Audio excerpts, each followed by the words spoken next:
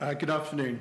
Celtic Renewables is Scotland's leading biobutanol company, and what we're able to do is to make that biobutanol a very valuable commodity by converting residues and secondary products from other industries. So in fact, more than being a biofuel company, it's more about energy to waste, energy from waste, pardon me. We focused initially on the Scotch whisky industry. There you have a very iconic product, a growing industry, 4 billion of exports per annum. But you have two secondary products. Firstly, draff, which is the spent grains, which sells for roughly £10 a tonne as an animal feed. And secondly, pot ale, and this is the residue liquid that's left in the copper stills and presents the industry with a significant disposal issue. What we were able to do through our patented process is apply the ABE fermentation, which has been around for 100 years. It's been developed and used on a huge industrial scale throughout the world. And we take those two very low-value products and we convert those into 5 or 6 high-value commodity products. The main one being butanol and also a high-protein animal feed. So we take a low-grade animal feed at the front end and create a high-protein animal feed at the back end. What we're now looking at is what is the...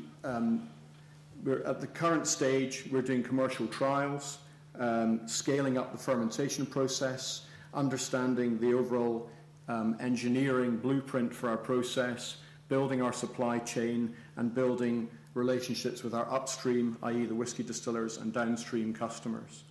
But how do we then take this process into the market in full commercial deployment? Is it one major plant in Scotland?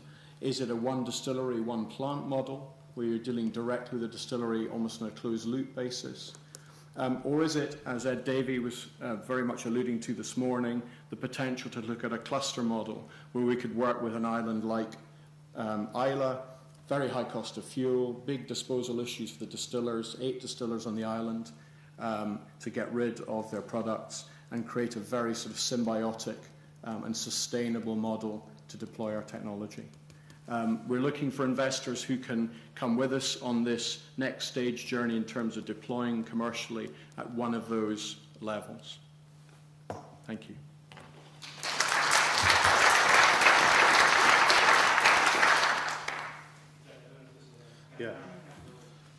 Very much so. We've worked with Helios Energy, which has done similar, but in the biomass space from a Speyside distillery. So we understand the process quite well. I think my concerns in this is how you grow this quite quickly, and I think partnership is almost key to with a bigger player, such as someone like that, or someone looking to expand into other sectors. And I think that's really the only logical way that you'd see it going forward from a certain point. Whether you could, if there's any next stage development to do to get it ready for that, would be something we'd be very comfortable to have a look at and see if that's something we could do. But I think the end goal is to partner up pretty quickly with someone who can get this into projects which cost a hell of a lot of money, and really scale up the initiative quickly. Otherwise, you'll be dwindling on the side. Yeah, I mean, in reality, technology provider at one end, owner-operator at plant at the other, I mean, that's not going to be us. I think it'll be somewhere in the middle with a joint venture, potentially with the distillers, obviously very healthy-looking balance sheets at the present time, waste companies, and maybe even some of the downstream purchasers of the fuel or the chemicals. And I think there's a nice mix there that would take it to market quicker than we can do it, certainly as ourselves. A comment for you from the fuels, lubricants, and chemicals industry. We've seen a lot of biofuels entities.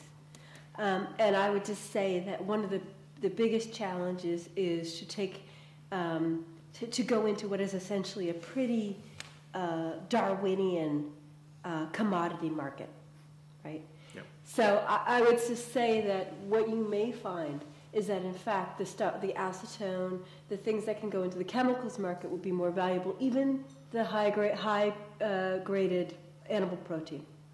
And that in fact your commodity product will be your fuels, and that I would just urge you, although it's very tempting to focus first on the biobutanol, you should view that as the side product to your high protein fuels and to your chemicals products. Yeah. Because we've seen a lot of these players, we've invested in some of these players, And we're quite experienced with the fact that you bring in venture to, I mean, obviously not quite as high tech as some trying to do, but you bring in venture and you find yourself suddenly trying to sell a differentiated product into a commodity market where you're never going to be doing something that's differentiated enough to transform that market. And so the better way to go is into where you have a high-value product. And if you look at all of the algae players, that's where they've ended up. And if you look at many of the high-tech biofuels, they've remained challenged until they can get to massive scale. And obviously with the residues play, it's going to be around your carbon price, which, you know, at a $40 carbon price, right there you get 4 million revenues. But also in the chemicals and the differentiated animal protein, which I think will become very valuable this year. Yeah. Sounds like you should have a cup of coffee after this. We had a great. Thank you very much. I don't know about you, but I enjoyed that. I just wish it could have been a longer session, and we could have made it interactive. So maybe for next year's conference we can do that.